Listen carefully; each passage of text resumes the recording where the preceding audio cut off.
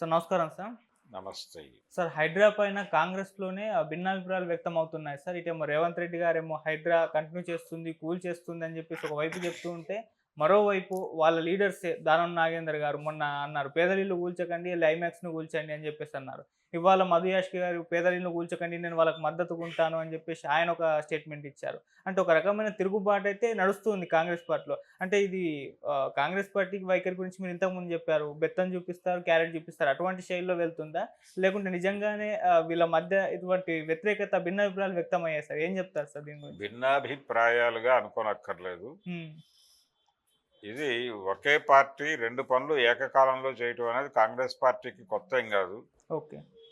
వేదాంత కంపెనీకి అనుమతి ఇచ్చిన యూపీఏ ప్రభుత్వం నడుస్తున్న రోజుల్లోనే వేదాంత కంపెనీ ఎవరి జీవితాలనైతే చిన్నాభిన్నం చేస్తుందో, ఆ గోండుల తరఫున పోరాటం చేసి, వాళ్ళతో ఉండి, వాళ్ళతో తిని, వాళ్ళతో డాన్సులు చేసినటువంటి విచిత్రమైన పరిస్థితుల్లో రాహుల్ గాంధీ గారు వ్యవహరించిన తీరు, తర్వాత కొన్ని రాయితీలు ఇవ్వటం మనకు తెలుసు.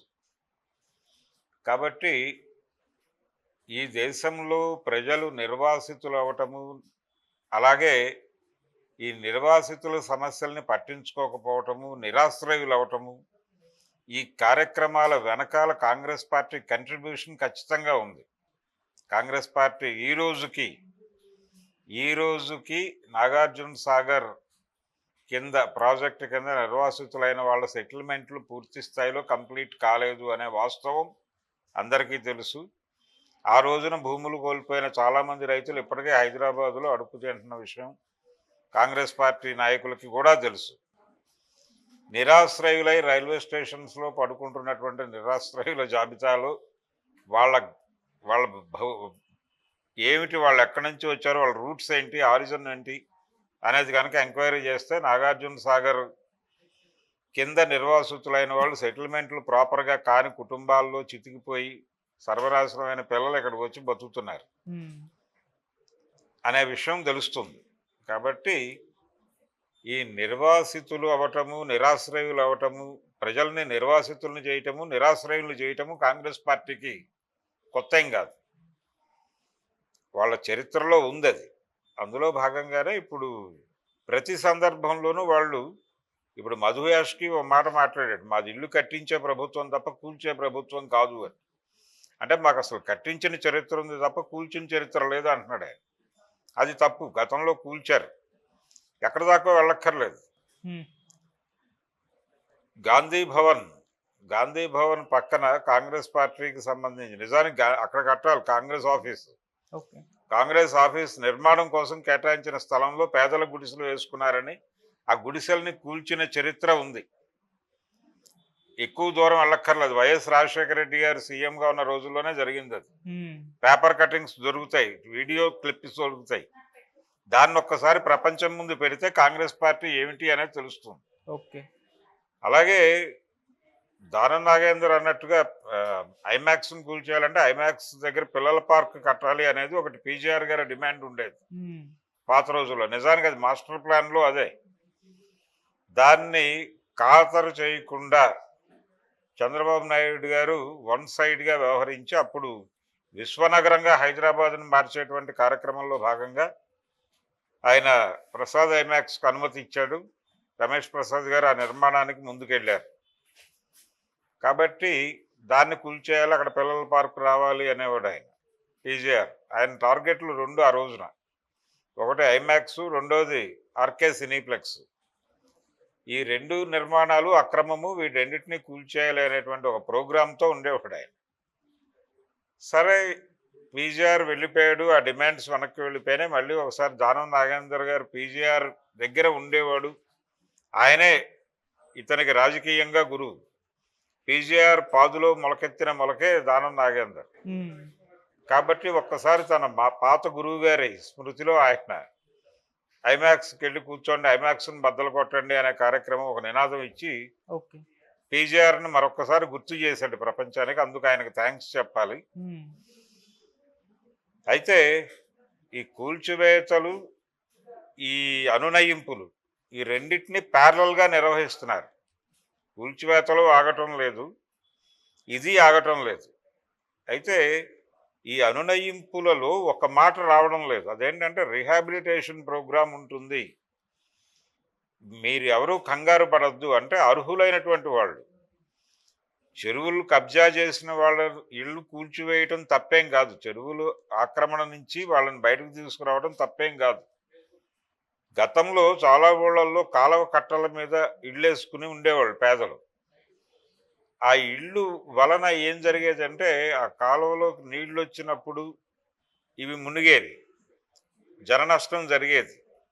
దాంతోపాటు ఈ కట్టలని కోసేవాళ్ళు వాళ్ళు. కోసేయటం వలన నీరు ఊళ్ళోకి ప్రవేశించేది. అందువలన ఈ కాలువ కట్టల మీద నిర్మాణాలు కరెక్ట్ కాదు అనే ఉద్దేశంతో కోస్తా జిల్లాల్లో ఈ కాలువ కట్టల మీద ఇళ్ళు వేసుకున్నటువంటి గుడిసెలు వేసుకున్నటువంటి వాళ్ళందరినీ పీకి వాళ్ళకి వేరే ఆల్టర్నేటివ్ ప్రత్యామ్నాయం చూపించి వేరే చోట స్థలాలు ఇచ్చే చోట స్థలాలు ఇచ్చారు, లేకపోతే ఇళ్ళు నిర్మించి ఇచ్చారు. ఆ రకమైన ఒక రిహాబిలిటేషన్ ప్రోగ్రామ్ జరిగింది. అలాంటి రిహాబిలిటేషన్ ప్రోగ్రామ్ ఒకటి బ్రాడ్వేలో అనౌన్స్ చేయాలి గవర్నమెంట్. ఓకే. అనౌన్స్ చేస్తే ఇబ్బంది లేదు. వాళ్ళు ఏది కూల్చినా మేము కూల్చిన ప్రతి గుడిసెకి కాంపన్సేషన్ ఉంటుంది. అంటే అర్హులైన వారికి. మీరు నాగార్జున గారి అన్కన్వెన్షన్ కూల్చి ఆయనకు విరిగా ఇంకో చోట అన్కన్వెన్షన్ కట్టించి ఇవ్వక్కర్లేదు.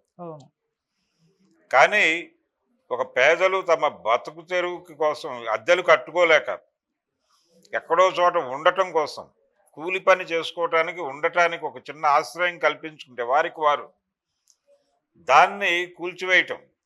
ఇప్పుడు చాలా ఎందుకు వేసుకుంటారు అక్కడ చెరువుల్లో అంటే అక్కడ అది ఎవరిది కాదు కాబట్టి, అది ప్రభుత్వంది అనేటువంటి అది పొరంబోకు అనే ఉద్దేశంతో అక్కడికి వెళ్తారు. నదీ పరివాహక ప్రాంతాల్లోనే ఎందుకు ఆక్రమణలు జరుగుతాయి అంటే అది ఎవరు క్లెయిమ్ చేసుకోరు కాబట్టి. ప్రభుత్వం వస్తే ప్రభుత్వంతో మాట్లాడుకోవచ్చు, మనం ఓటేసిన ప్రభుత్వమే కదా, ప్రజాప్రభుత్వమే కదా అనేటువంటి ఒక భరోసాతో. ఈ భరోసా ఉండటం వలన ప్రభుత్వాల దగ్గరికి వెళ్ళి కలెక్టర్ల దగ్గర ఎక్కడో మాట్లాడుకుని ఏదో ఒక మేరకు అవగాహన, వారి దయ సంపాదించుకుని కొంతకాలం జీవితాన్ని అక్కడ గడపచ్చు అనే ఉద్దేశంతో అలాంటి చోట్ల వేసుకుంటారు. ప్రభుత్వ పౌరంబోకు భూముల్లో ఇల్లు వేసుకోవటం అనేది అందుకు జరుగుతుంది. అలాగే కొండలు క్వారీల కింద తీసేసినప్పుడు ఖాళీ అయిపోయినటువంటి ఆ కొండ ప్రదేశంలో కూడా ఆక్రమణలు జరుగుతాయి. కమ్యూనిస్ట్ పార్టీలు ఎర్రజెండాలు పాతుతారు పేదల కోసం. పేదలకి గుడిసెలు ఇప్పిస్తారు అక్కడ. ఆ తర్వాత ఏం జరుగుతుందంటే ప్రభుత్వాలు వాళ్ళకి బీఫారాలు ఇవ్వటం, బీఫారాలు ఇవ్వటానికంటే ముందు కరెంటు వేయటం, రోడ్లు వేయటం, ఇలాంటి కార్యక్రమాలు చేస్తారు. ఇలా చాలా ప్రాంతాలు, చాలా ప్రభుత్వానికి సంబంధించిన భూముల్లో ఆక్రమణలు జరుగుతాయి. అయితే ప్రభుత్వ ఆస్తుల పరిరక్షణ మా కార్యక్రమం అంటున్నారు హైదరాబాద్. ఈ ప్రభుత్వ ఆస్తుల పరిరక్షణ అంటే కొన్ని సందర్భాల్లో గత ప్రభుత్వాలు అనుమతించిన చోట కూడా వెళ్ళి పగలగొడుతున్నారు. ఇది ప్రమాదం. అంటే మీకు ల్యాండ్స్ ఎందుకున్నాయి, ప్రజలకి ఇవ్వటం కోసం అనే అభిప్రాయంతో లేదు ఇప్పుడు ప్రభుత్వం. ఈ రీహాబిలిటేషన్ ప్రోగ్రామ్స్ అవన్నీ గతంలో జరిగాయి. కాలువ కట్టల మీద ఇళ్ళేసుకున్న వాళ్ళని, లేకపోతే చెరువుల్లో ఇళ్ళేసుకున్న వాళ్ళని, లేకపోతే నదుల్లోకి వెళ్ళిపోయి ఇళ్ళేసుకున్న వాళ్ళని తీసుకొచ్చి ఒక సురక్షితమైన ప్రాంతంలో ఇళ్ళు వేసో స్థలాలు ఇచ్చో ఎందుకు చేశారు అప్పట్లో? అప్పట్లో ప్రభుత్వ స్థలాలు జాగ్రత్త చేసి కార్పొరేట్లకు అమ్మేసుకోవాలనే ప్రోగ్రాం లేదు కాబట్టి. ఇప్పుడు ప్రోగ్రామే అది. ఇప్పుడు పేదలు వాళ్ళ దృష్టిలో లేరు. ఇది సంక్షేమ ప్రభుత్వం కాదు. రాజశేఖర రెడ్డి గారు సంక్షేమము అనే దానికి పెద్దపీట వేసాడని చెప్పుకున్నా కానీ, రామారావు గారు చెప్పుకున్నా కానీ, వీళ్ళు ఏంటంటే ₹2 కిలో బియ్యం ఇచ్చి, లేకపోతే ఈయన రూపాయికి కిలో బియ్యం ఇచ్చి రాజశేఖర రెడ్డి ఆరోగ్యశ్రీ పెట్టి, ఆరోగ్యశ్రీ పెట్టడం ద్వారా దాని మీద ఒక విమర్శ ఉంది కదా, ఆరోగ్యశ్రీ పెట్టి వీళ్ళకి ఇన్సూరెన్స్ ఇచ్చి తద్వారా ప్రభుత్వం కార్పొరేట్ హాస్పిటల్కి డబ్బులు పేమెంట్ ఇస్తుంది. అలాగే ఫీజు రీఎంబర్స్మెంటు ప్రైవేటు కాలేజీలకు బి కాంప్లెక్స్ ఇవ్వటం కోసం పెట్టినటువంటి స్కీమ్. ప్రభుత్వ కళాశాలలు మీరు విస్తృతంగా పెట్టి ఉచిత విద్య అందించవచ్చు కదా, ఉచిత సాంకేతిక విద్య అందించవచ్చు కదా అందరికీ, ఎందుకు చేయరు? మీరు విస్తృతంగా 2 ఊళ్ళకి ప్రతి నియోజకవర్గానికి ఒక మెడికల్ కాలేజీ గవర్నమెంట్ తరఫున పెట్టి తక్కువ ఫీజులకు సీట్లు ఇస్తే చాలామంది డాక్టర్లు ఉత్పత్తి అవుతారు కదా. అదెందుకు చేయదు ప్రభుత్వం? రోడ్ల మీద పడుకునే వాళ్ళకి ఆశ్రయ లాంటి కొన్ని ఇవి రీహాబిలిటేషన్ హోమ్స్ ఉంటాయి. ఆ హోమ్స్ తగ్గించేస్తున్నారు ఇప్పుడు. గతంలో చాలా విస్తృతంగా నిర్మాణాలు జరిగినాయి. ఇప్పుడు అక్కడ ఫెసిలిటీస్ తగ్గుతున్నాయి. రెండోది అందులో వాళ్ళు ఖాళీ చేయటం లేదు. అంటే ఒకడు వెళ్ళిపోయి ఒకడు సెటిల్ అయ్యి వాడు వెళ్ళిపోయి ఇంకొకటికి ప్లేస్ ఇవ్వాలి కదా. ఆ ప్లేస్ ఇవ్వట్లేదు కాబట్టి కొన్ని చోట్ల హౌసెస్ మూసేస్తున్నటువంటి సందర్భాలు చూస్తున్నాం.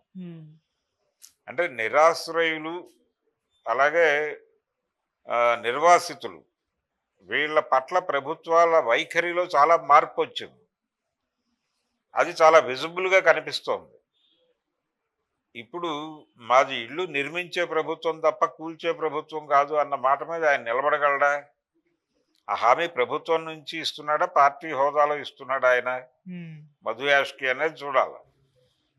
ఆయన ప్రభుత్వ హోదాలో కాకుండా పార్టీ హోదాలో ఇస్తే ఆయన వీళ్ళందరినీ తీసుకెళ్ళి ముఖ్యమంత్రి గారి దగ్గర కూర్చోబెట్టి లిస్ట్ అవుట్ చేసి వీళ్ళందరికీ ఎక్కడ రిహాబిలిటేట్ చేస్తున్నారో చెప్పాలి.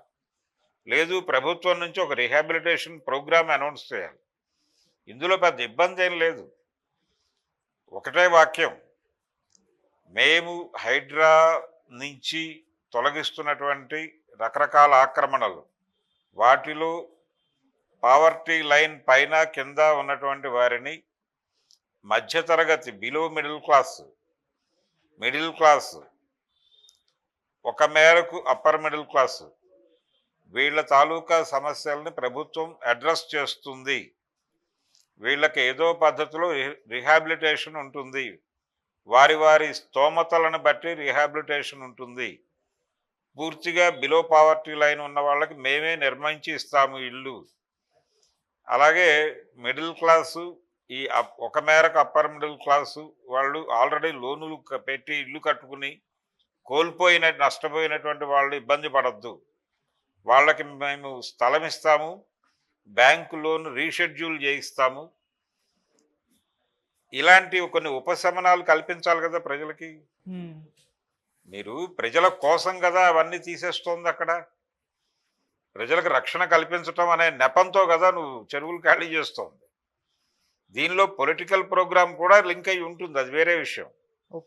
కానీ మీరు బ్రాడ్గా చెప్తోంది ఏంటి? ప్రజలారా మీరందరూ వరదలు ముంపులు గురి కాకుండా ఉండటం కోసం, మీకు మంచి నీరు అందటం కోసం మేము ఇవన్నీ చేస్తున్నామని చెప్పుకుంటున్నాడు కదా ఆయన రేవంత్ రెడ్డి గారు.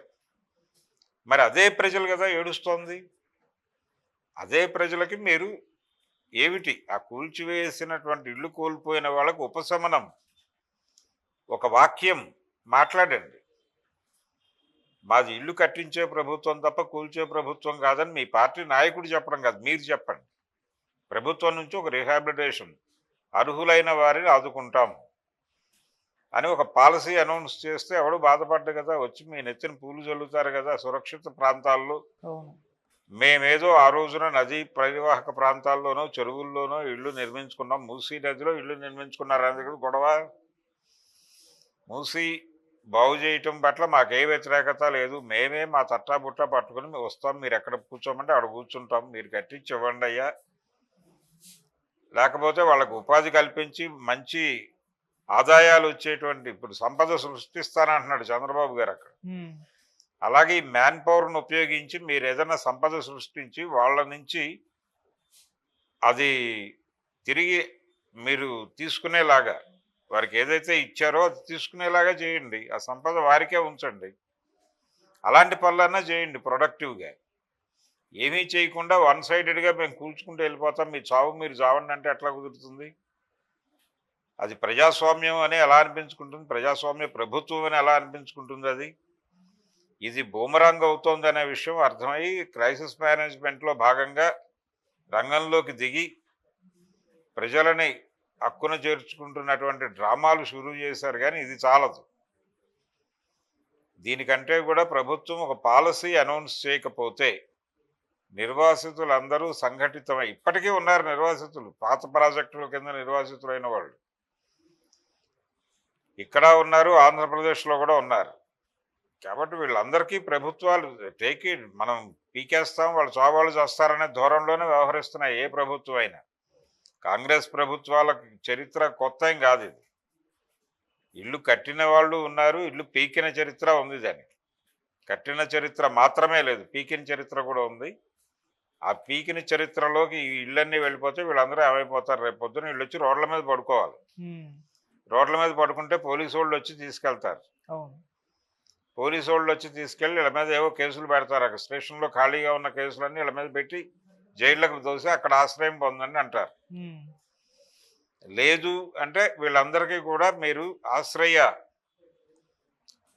కట్టించండి. ఎక్కడైనా ఇప్పుడు ఈ ఫ్లైఓవర్స్ కింద అక్కడ ప్రభుత్వం తరఫున హాస్టళ్ళు నిర్వహించండి. ఫ్లైఓవర్ కింద నిర్మాణాలు చేసి ప్రతి ఫ్లైఓవర్ కింద కొన్ని వేల బెడ్లు అకామిడేట్ అయ్యేలాగా బెడ్ల నిర్మాణం చేసి ఇక్కడ ఇల్లు పీకిన వాళ్ళకి అక్కడ ఇవ్వండి. కనీసం అక్కడ పడుకుని ఏదో పని చేసుకుని బతుకుతారు. ఏదో ఒకటి ఉండాలి కదా ఒక ప్రోగ్రాం. ఏ ప్రోగ్రాము లేకుండా నేను ఇల్లు పీకేస్తానంటే ఎలా కుదురుతుంది? ఉమ్, పీకేసిన తర్వాత రేపు పొద్దున వాళ్ళందరినీ నేరస్తులను చేసి జైళ్ళకి పంపించి వాళ్ళ జీవితాలతో నువ్వు ఆడుకుంటే అలాగే. ఎక్కడ పడుకోవాలి? ఇల్లు పీకేసిన తర్వాత వాళ్ళందరూ వచ్చి రోడ్డు మీద పడుకుంటే పోలీసు వాడు ఊరుకోడు. ఎందుకు పడుకున్నావు ఇక్కడ? ఈ పక్కన ఇంట్లో కన్నం వేయటానికే అంటాడు వాడు వచ్చి. అవును. ఇబ్బంది కదా. అందుకని ప్రమాదకరమైనటువంటి పరిస్థితుల్లోకి ప్రజల్ని నెట్టేయటం అనేది చాలా స్పష్టంగా కనిపిస్తోంది. ఈ ధోరణి మార్చుకోవాలి ప్రభుత్వం. ఈ ధోరణి మార్చుకుని ఇచ్చిపుచ్చుకునే పద్ధతిలో ప్రజలకు అర్థం చేయించి చెయ్యి నువ్వు చేసే పని. నువ్వు నియంతృత్వ పోకడంలో పోతే అట్లాగే నువ్వు ఒక్కడవే పనిచేసే ముఖ్యమంత్రిని అనిపించుకోవటం కోసం, ఆ తాపత్రయం కోసం ఉమ్, నీ ఇష్టం వచ్చినట్టు ప్రవర్తిస్తే ఎలాగా? నువ్వు కేసులు పెడుతున్నావు, రకరకాలుగా వేధింపులు చేయొచ్చు, ఏదైనా చేయొచ్చు, కానీ ఇది పద్ధతి కాదు. ఓకే. ఈ పద్ధతి కాదు ఇది. ఈ బయట మాట్లాడుతున్నటువంటి దానం నాగేంద్ర కావచ్చు, లేకపోతే మధు యాష్కి కావచ్చు, మరొకరు కావచ్చు, కోమటిరెడ్డి కావచ్చు, వీళ్ళందరూ కూడా పార్టీ హోదాలో మాట్లాడుతున్నారా, ప్రభుత్వ హోదాలో మాట్లాడుతున్నారా? క్లారిటీ ఇచ్చి మాట్లాడాలి. ప్రభుత్వం నుంచి పాలసీ